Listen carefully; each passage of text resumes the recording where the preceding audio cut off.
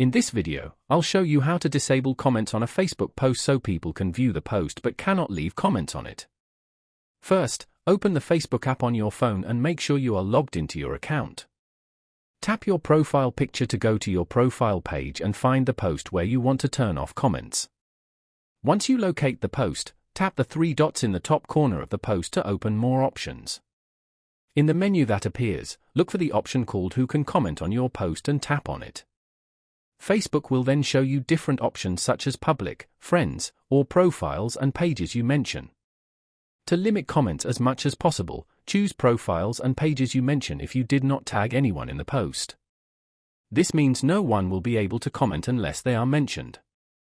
After selecting the option, tap Done to apply the change. Your post will still be visible to others based on its privacy settings, but commenting will be restricted. If you found this video helpful, make sure to like the video and subscribe to the channel for more simple tech tips and tutorials.